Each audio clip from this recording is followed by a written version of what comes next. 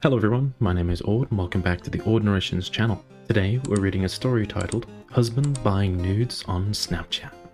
As always, if you appreciate these videos and want to see more, make sure to hit the subscribe button, that way you won't miss the latest upload. Before we get started on today's video, as you're probably aware from seeing the new intro, I've sort of tried to change the style of these videos a little bit more. I'd love to get a little bit of feedback and your thoughts on whether or not this is an improvement on the previous ones. But yeah, thank you for your time. Right, let's make a start. The post reads, my, female, 23, husband, male, 23, has been married for less than a year. Through college, he wasn't extremely faithful, but never, to my knowledge, had anything physical with these women. Mostly on Snapchat or Instagram, receiving nudes and flirting. Well, about 2 weeks ago, I asked him if he was still communicating with girls on Snapchat, and he admitted to that, and buying nudes almost daily. He says he has an addiction. We have an otherwise great relationship. He's my best friend, and I'm beyond hurt. I started taking steps to get my own place, but I'm having second thoughts. He claimed he wanted to get professional help, but I feel I will never trust that it's over, because I don't think he'll stop for me, but only for himself. I fear that it will eventually escalate to physical cheating and/or paying for sex. My question being, would it be the wrong choice to end my marriage over this? I love him, and I want a happy life with him, but I don't think I can get over it this time. Has anyone recovered from this? I'm feeling so lost. ETA, if anyone has stayed through something like this, what was the outcome? Good or bad? Ooh. So, in my opinion here, he's obviously started with some suspicious behavior, some suspect behavior, and has continued the suspect behavior and hasn't improved.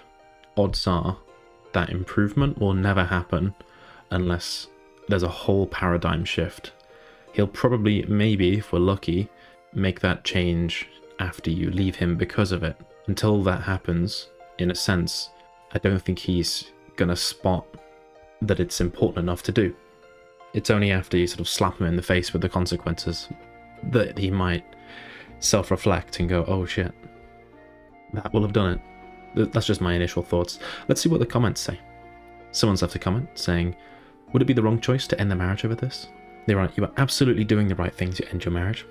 Your husband is a serial cheater and won't stop in the future, so you shouldn't waste your life with a man like him. You are still young and will have many opportunities to meet much better men in the future. So end it now and don't look back. Take your time to heal and start dating again when you're ready. Good luck and best wishes. Someone else has left a comment saying, I've been in a similar situation, and I promise you, he only wants to get help to get you to stay. He 100% will just get better at hiding it, and will eventually escalate as the current thrill he gets from it begins to dull. I eventually left the marriage, and my only regret in hindsight is that I didn't leave sooner. Someone else has left a comment saying, if he doesn't stop and get help, the addiction will grow with his income. His addiction is taking money that's for the family and for the future children's mouths. Get out while you're still young, hot, and have plenty of single men to choose from. This type of problem does not get better on its own, and it's something you can't help with. He has to want to do it himself. Basically, treat him like a drug addict. It's harsh, but I think I have to agree. Someone else has left a comment saying, I don't think you'd be wrong at all to end the marriage over this. In fact, I'd probably encourage it. As someone who does OnlyFans, and has also been cheated on 1,000,000 times in the past, while I'm in this sub, I can only say one thing for sure, is that men who buy content like that are rarely ever going to stop.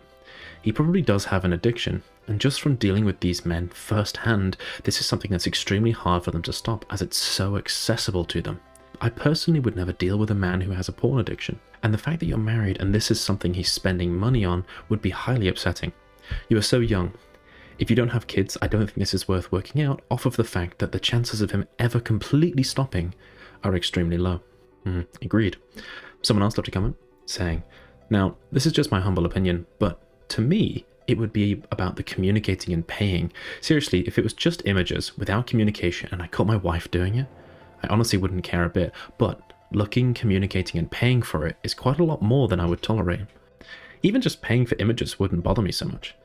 It would really be down to communicating. Paying for essentially porn is just beyond logical given the content out there on the internet. It's totally free. With the communicating, he's engaging activity that's only meant for you.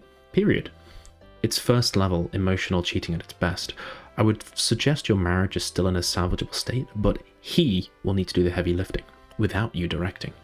Someone else left a comment saying, I don't get it. The internet is full of free porn and nudes are legion. Why the fuck does anyone pay for this shit? Which is a very valid point, and it's because he's not actually after the porn. I imagine if he's communicating with these things, it's the attention from these women that he's actually after, I would guess.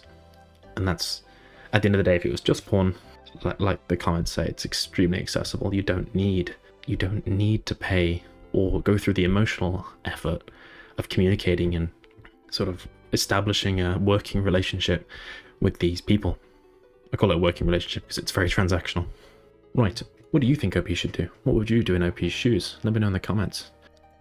Sorry to interrupt the video, but as it turns out, only about 5% of my viewers are actually subscribed. So it would really help out the channel if you could hit the subscribe button. Alright, thank you very much. Without further ado, let's continue to story 2 for today. The story is titled, Feeling Like I Can't Trust My Long-Distance Relationship Boyfriend After an Argument. How can I gain my trust back? The post reads, my boyfriend, 27 male, and I, 24 female, are in a long-distance relationship and have been dating for 1 year now. A little background of us. I'm in school taking 25 credits in Canada, and I'm currently in my 2nd year of 3 program. My boyfriend works full-time in the US. Everything has been going so well until recently. Before, we would talk about our future together, on how we'll manage to get through the long-distance relationship, and eventually me moving to his country. For his birthday recently, I couldn't go visit him because I'm in school, so we FaceTimed. I surprised him with a cake and a candle. I basically made him blow out the candles. That's cute. It seemed like something was off, but I didn't want to assume.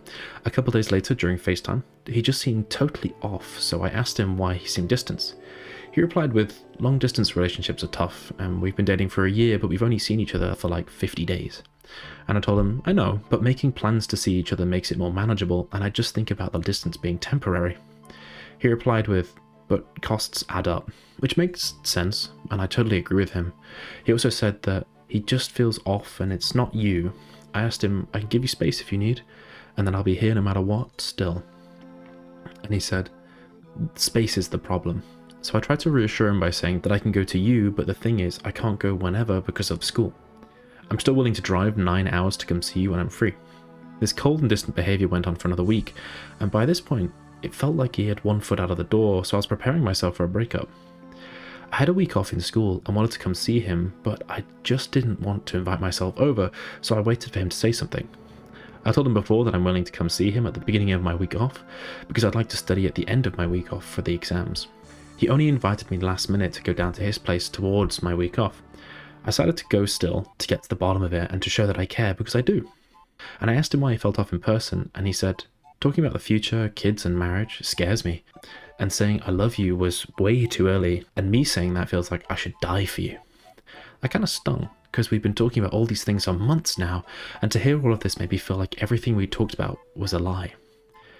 The other day I was leaving, and he asked me if I felt like this was the last time we were seeing each other, and I just said yes.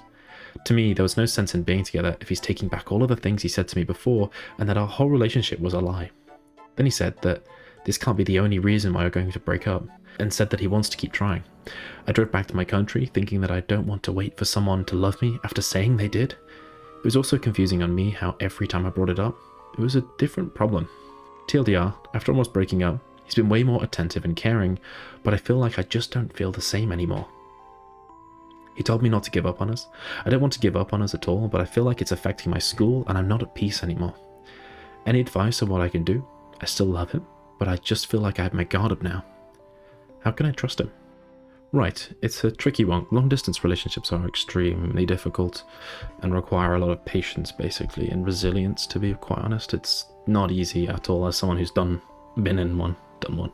To be honest, I think OP's approach to this, which is sort of like making the plans itself as part of the actual time together in a way, is it's just kind of necessary, I think.